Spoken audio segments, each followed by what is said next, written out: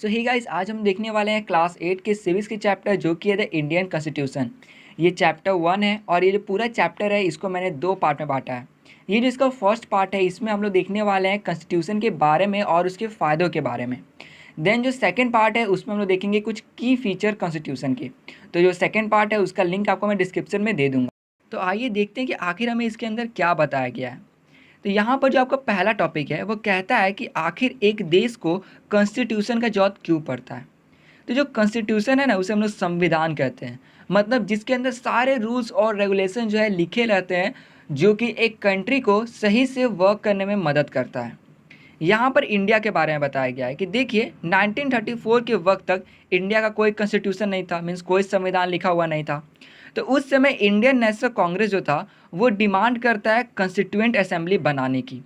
Constituent assembly मतलब कि ऐसे लोगों को चुनना जो कि मिल करके जो है संविधान को लिख सकें, मीन्स कॉन्स्टिट्यूशन को लिख सकें।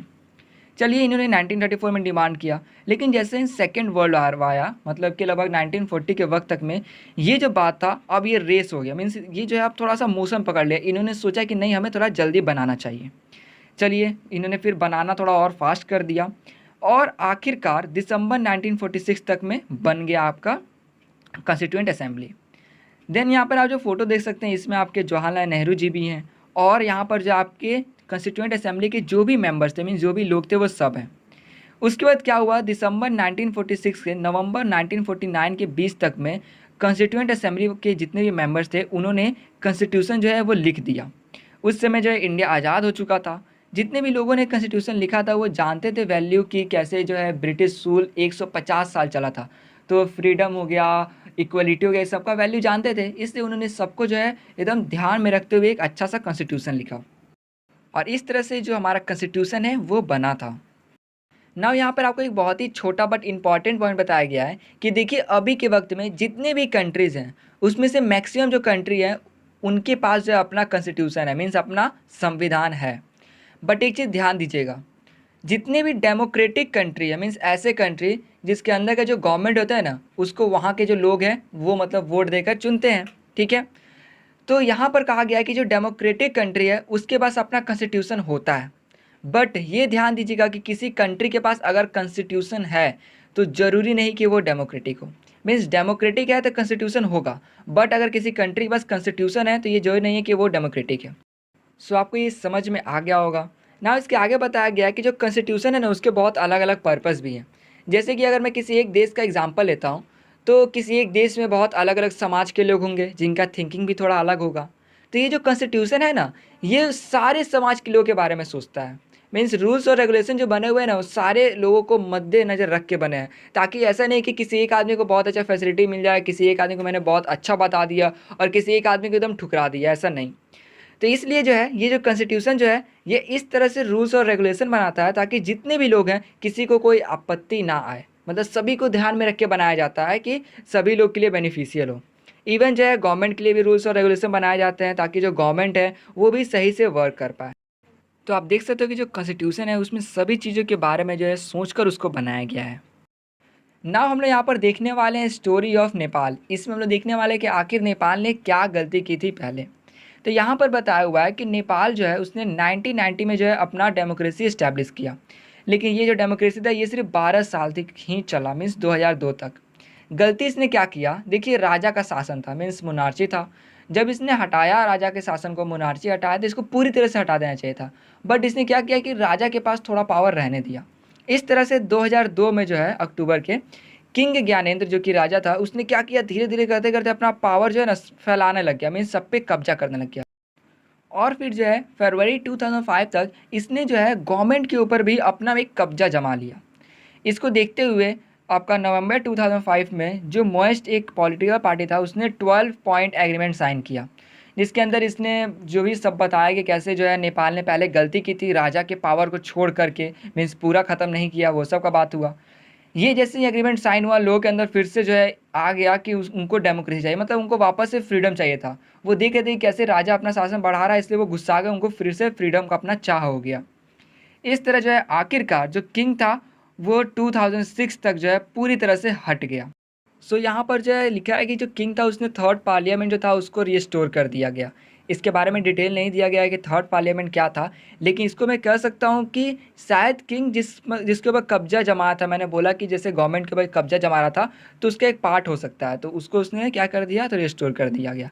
बाद में किंग ने जो है पॉलिटिकल पार्टी को कहा कि वो जो है गवर्नमेंट मतलब बनाए, मीन्स फॉर्म करें, और उसके बाद जो है 2008 में आपका जो नेपाल था वो एक डेमोक्रेसी बन गया, मीन्स उसने मतलब वहाँ से जो है मोनार्ची पूरी तरह से ख़त्म हो गया और वो एक डेमोक्रेटिक कंट्री बन गया ना। इसी चीज़ को पूरा जो है एक कंक्लूजन यहाँ पर दिया गया है कि देखिए कुछ वक्त पहले तक नेपाल जो था उसमें मोनार्ची था, मीन्स राजा का शासन था। बाद में जो है 1990 में हमने देखा कि जो है कॉन्स्टिट्यूशन आया नेपाल में, लेकिन आप देख सकते हो कि वहाँ पर जो है जैसे ही डेमोक्रेटिक हुआ नेपाल, तो उसने जो है किंग का जो पूरा पावर था उसको ख़त्म नहीं किया। तो इस तरह से कह सकते हैं कि वो पूरी तरह से डेमोक्रेटिक नहीं था। बाद में जो है कुछ प्रॉब्लम आए तो उसके वजह से जो पीपल थे वो वापस से जो है मतलब नहीं होता है कि गुस्सा गए और उन्होंने वापस से मूवमेंट शुरू कर दिया 2006 में, और जो है फिर उन्होंने कहा कि अब जो है किंग का पावर को पूरी तरह से ख़त्म कर दो। और उसके बाद जो है उन्होंने जो है अपना कॉन्स्टिट्यूशन भी लिखना शुरू कर दिया। किंग का पावर ख़त्म हो गया था तो जो नेपाल था वो अब पूरी तरह से जो है डेमोक्रेटिक हो गया था।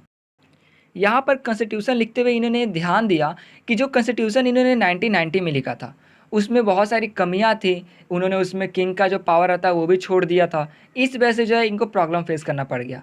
तो यहाँ पर जो इन्होंने सोचा कि ये जो एक अच्छा सा कॉन्स्टिट्यूशन लिखेंगे जिसमें जो है ऐसा कुछ भी नहीं रहेगा जिस वजह से इनको फ्यूचर में फिर तकलीफ हो। तो इससे देख सकते हो आप अब नेपाल के बारे में ना। यहाँ पर एग्जाम्पल लिया गया है फुटबॉल मैच का कि देखिए मैच में अगर कोई भी नियम चेंज होता है तो वो दोनों तरफ वाले जो भी प्लेयर हैं उनके ऊपर आपका इम्पैक्ट पड़ता है। तो यहाँ पर इसी चीज़ को नेपाल से जोड़ा गया है कि नेपाल में पहले राजा का शासन था, मीन्स मोनार्ची था, लेकिन बाद में डेमोक्रेटिक गवर्नमेंट हुआ। तो अब सीधी सी बात है कि मोनार्ची में थोड़ा सा नियम अलग था और डेमोक्रेटिक में थोड़ा अलग होगा। तो इसलिए डेमोक्रेटिक के वक्त में जो है ऐसे नियम बनाए गए जो कि बहुत बेहतर हो सभी के लिए। तो यहाँ पर देखिए जो नेपाल था उसने 2015 में अपना जो कॉन्स्टिट्यूशन था उसको अडॉप्ट कर लिया, मीन्स उसको पूरी तरह से बना दिया और उसके बाद उसको लागू कर दिया। तो यहाँ पर देखिए जो कॉन्स्टिट्यूशन है ना वो ये भी बताता है कि आखिर कोई जो कंट्री है उसके अंदर का जो पॉलिटिकल पार्टी हो गया या फिर जो पॉलिटिकल सिस्टम हो गया, जो गवर्नमेंट हो गया, वो किस टाइप का है। जैसे कि अभी हमने देखा कि 1990 में जो कॉन्स्टिट्यूशन बना था उसके अंदर राजा का पावर छोड़ दिया गया था। इवन जो है काउंसिल ऑफ मिनिस्टर जो थे, मीन्स जो एग्जीक्यूटिव हो गए जो कि नियम ये सब बनाते हैं, उनके पास भी पावर था। तो आप देख सकते हो कि उस समय और उसके बाद जो नया नेपाल का जो बना कॉन्स्टिट्यूशन उसके अंदर किंग का पावर हटा दिया गया। तो ये जो पावर हटाया गया, ये हल्का सा चेंजेस किया गया, इससे आप डिसाइड कर सकते हो कि वहाँ का जो है गवर्नमेंट कैसा था। देख सकते हो कि पहले किंग का पावर था तो वहाँ पे गवर्नमेंट में थोड़ा सा चेंजेस था, यहाँ पर थोड़ा चेंजेस था। तो इस वजह से कॉन्स्टिट्यूशन जो है ये भी बताता है आखिर कि जो कंट्री है वहाँ का कॉन्स्टिट्यूशन आप देखते हो तो आपको समझ में आ जाएगा कि उधर जो कंट्री है वहाँ का गवर्नमेंट का सिस्टम क्या है, वहाँ पर कैसे वर्क करती है गवर्नमेंट। तो कॉन्स्टिट्यूशन क्या बताता है कि कोई भी देश का जो गवर्नमेंट है वो कैसे वर्क कर रहा है उस चीज़ को भी। सो कॉन्स्टिट्यूशन देख लिया कि वो बताता है कि वहाँ का गवर्नमेंट कैसे वर्क कर रहा है, साथ में डिसीजन मेकिंग वहाँ पे कैसे हो रहा है ना। आप लोग ध्यान दीजिए कि मैंने कहा था कि जो कॉन्स्टिट्यूशन जो है उसके अंदर समाज में जितने भी लोग हैं उन सबको ध्यान में रखकर जो है नियम बनाया गया है। अब मान लेते हैं कि मैंने जो है अभी किसी को अपना लीडर चुना, अब वो जो लीडर है अभी तक सही कर रहा है, बाद में उसने अपने पावर का मिसयूज़ किया, तो मैं आखिर उसको कैसे रोकूंगा। तो यहाँ पर कॉन्स्टिट्यूशन जो है वो बोलता है कि उसने जो है आखिर ऐसे नियम लगा रखे हैं ताकि जो लीडर है अगर वो पावर का मिसयूज़ करता है तो आप जो है आवाज़ उठा सकें और उसको रोक सकें। एग्जाम्पल दिया गया है यहाँ पर एक क्लास मॉनिटर का जिसका नाम है सुरेश। उसकी जो मैम है मिसेस राव, ठीक है, वो किसी काम से बाहर जाती हैं। ये जो लड़का रहता है, ठीक है, सुरेश, ये अनिल को बोलता है कि मैं तुम्हारा नाम फंसाऊंगा, ठीक है। जैसे ही मैम आती हैं ये बोलता है कि देखिए मैम, अनिल जो है ये बात कर रहा था, चिल्ला रहा था और जो है मेरा बात भी नहीं सुन रहा था। मैम जो है फिर जाती है अनिल के पास, उसको डांटना शुरू कर देती हैं। अनिल कुछ बोलना चाहता है लेकिन फिर भी जो है उसकी बातों को नहीं सुनती हैं और कहती हैं कि तुम्हें जो है 100 बार लिखना पड़ेगा कि I will not disobey the class monitor. तो देख सकते हो यहाँ पर एकदम अनफेयर हो रहा है। अनिल बोलना चाह रहा है, उसको बोलने का मौका देना चाहिए था, बट ये मैम नहीं दे रही है उसको मौका। तो यही बोला गया है कि कॉन्स्टिट्यूशन जो है वो इसी वजह से ऐसे नियम बना कर रखा है ताकि अगर आपके पास ऐसा सिचुएशन आता है जिसमें आपका लीडर जो है या कोई भी व्यक्ति अगर गलत कर रहा है तो वहाँ पर जो है आपको बोलने का पूरा मौका है, ठीक है। तो यही चीज़ कॉन्स्टिट्यूशन बोलता है कि देखो अगर ऐसा होता है तो आपको बोलने का पूरा मौका है, आपके पास इक्वलिटी है, आपके पास इस चीज़ का राइट है। जैसे कि हमने जो है क्लास 7 में देखा था दलित राइटर ओम प्रकाश वाल्मीकि के बारे में, ठीक है, कि उनको कितना ज़्यादा डिस्क्रिमिनेशन सहना पड़ा था क्योंकि वो एक दलित थे। तो इसी चीज़ को जो है इंडियन कॉन्स्टिट्यूशन जो है ये कहता है कि देखो यहाँ पर जो है आपका कोई भी कास्ट हो गया, रिलीजन हो गया, जेंडर हो गया, ठीक है, प्लेस ऑफ बर्थ, किसी चीज़ से कोई डिस्क्रिमिनेट नहीं करेगा। यहाँ पर सब इक्वल हैं। तो ये क्या हो गया, एक फंडामेंटल राइट है, कॉन्स्टिट्यूशन में लिखा गया है, जो कि ये राइट टू इक्वलिटी। और भी फंडामेंटल राइट्स हैं, लेकिन यहाँ पर अभी सिर्फ आपको एक बताया गया है। तो देख सकते हो कॉन्स्टिट्यूशन जो है वो कैसे जो है सबके बारे में सोच कर बनाया गया है, इवन हर सिचुएशन को जो है मतलब दिमाग में रखकर बनाया गया है। नाउ दूसरे पॉइंट को देखते हैं। मान लेते हैं कि अगर कुछ 10 बच्चे हैं, वो 10 बच्चे मिलकर किसी 2-3 बच्चे को जो है पूरा मतलब उसके ऊपर रौब जमा रहे हैं, उसको डांट रहे हैं। उसी का सिचुएशन यहाँ पर दिया गया है कि एक क्लासरूम में गर्ल्स और बॉयज़ हैं। जो गर्ल्स हैं उनका संख्या कम है और बॉयज़ का संख्या ज़्यादा है। तो यहाँ बताया हुआ है कि देखिए जो बॉय हैं वो क्रिकेट खेलना चाह रहे हैं, लेकिन जो गर्ल्स जो हैं वो बास्केटबॉल खेलना चाह रहे हैं। उनकी जो टीचर रहती है वो कहती हैं कि आप लोग जो है हाथ उठा के ये बताइए कि आप लोगों को क्या खेलना है। सिंपल सा बात है, गर्ल्स का संख्या कम है और बॉयज़ का ज़्यादा है, तो बॉयज़ ज़्यादा मतलब उनका हाथ रेज़ होगा। तो यहाँ पर जो है इस वजह से गर्ल्स बात करते हुए बोलती हैं कि देखो हम लोग की संख्या कम है, इस वजह से हम लोग हमेशा दबा दिया जाता है। यहाँ पर जो है बॉयज़ ज़्यादा है, इसलिए उनकी बातों को सुना जाता है। तो आप देख सकते हो ये मेजोरिटी और माइनॉरिटी वाले चीज़ को, कि मेजोरिटी मतलब जिसका संख्या ज़्यादा है और माइनॉरिटी मतलब जिसका संख्या कम है। तो यहाँ पर बॉयज़ का संख्या ज़्यादा है, इसलिए यहाँ पर सिर्फ बॉयज़ है उन्हीं का बात चल रहा है, और इस वजह से गर्ल्स को जो है उनको उनका हक नहीं मिल पा रहा है। तो यहाँ पर क्या है, तो यहाँ पर जो है जो गर्ल्स हैं, जो कि माइनॉरिटी है, मीन्स उनकी संख्या कम है और बॉयज़ की ज़्यादा है, तो गर्ल्स का जो डिमांड है वो फुलफ़िल नहीं हो पा रहा है। इस वजह से ये जो कॉन्स्टिट्यूशन है वो इस चीज़ को भी मतलब बताता है कि अगर कोई आदमी माइनॉरिटी है, मीन्स उसकी संख्या कम है, तो उससे भी जो है पूरा मौका मिलना चाहिए, मीन्स अपने बातों को रखने का। उसका भी जो डिमांड है वो पूरा होना चाहिए।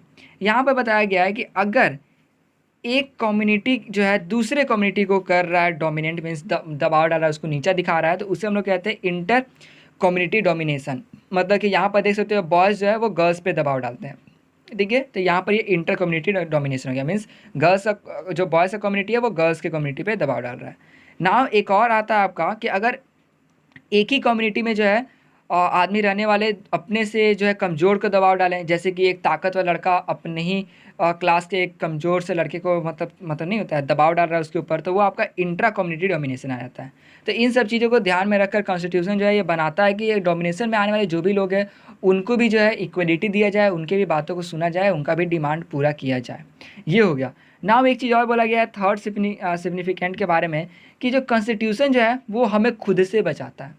हाँ, बहुत अजीब लग रहा हो कि हमें वो खुद से कैसे बचाता है। तो यहाँ पर एक सिचुएशन दिया गया है। यहाँ पर एक लड़की है शबनम, ठीक है, उसका एग्ज़ाम है अगले दिन, वो 2 चैप्टर नहीं पढ़ी हुई है, लेकिन वो देख रही है कि रात हो गया और उसका जो है फ़ेवरेट जो टीवी प्रोग्राम होता है वो आने वाला है। अब जो है वो सोचती है कि अगर वो प्रोग्राम नहीं देखती है तो चैप्टर कंप्लीट कर लेगी, लेकिन उसको प्रोग्राम अच्छा लगता है देखना।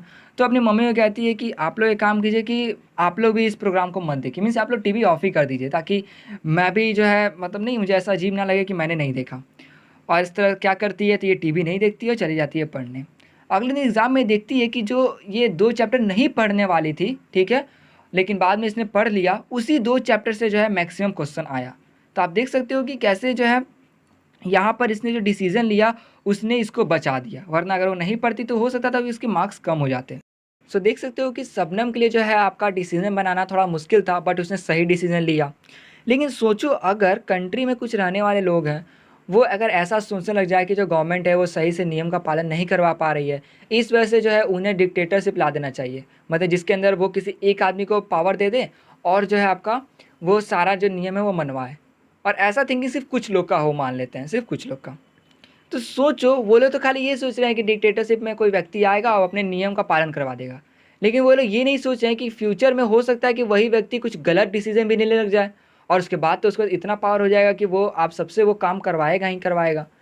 तो इस वजह से जो है आपका कॉन्स्टिट्यूशन जो है वो कहता है कि वो इतनी ईजिली चेंज नहीं हो पाएगा। ऐसा नहीं कि कुछ लोगों ने चाहा और कॉन्स्टिट्यूशन को हटा दिया, ऐसा नहीं है। कॉन्स्टिट्यूशन कहता है कि देखिए, हो सकता है कुछ लोग डिसीजन ले रहे हो बिना सोचे समझे कि फ्यूचर में क्या हो सकता है। जैसे कि कुछ लोगों ने सोचा कि डिक्टेटरशिप लाने का, ये बिना सोचे कि फ्यूचर में वो बहुत घाटा कर सकता है या फिर बहुत घाटा करेगा। इस वजह से जो है कॉन्स्टिट्यूशन जो है वो ऐसा भी नहीं है कि आप सडनली उसको एकदम हटा सकते हो। तो इस वजह से यहाँ पर आपको थोड़ा टाइम भी मिलता है सोचने का कि फ्यूचर के लेकर कि आप गलत तो नहीं ले रहे हो ना डिसीजन। तो ये हो गया। तो ये था आपका पूरा इस टॉपिक में। आशा करूँ आपको ये वीडियो अच्छी लगी हो। तो अगले जो टॉपिक है उसके अंदर हम लोग देखने वाले हैं की फीचर्स। सो गाइस इस वीडियो में सिर्फ इतना ही। वीडियो अच्छी लगे तो प्लीज़ लाइक करें, शेयर करें और चैनल को सब्सक्राइब करना बिल्कुल ना मिले। तो मिलते हैं इसके सेकंड पार्ट में।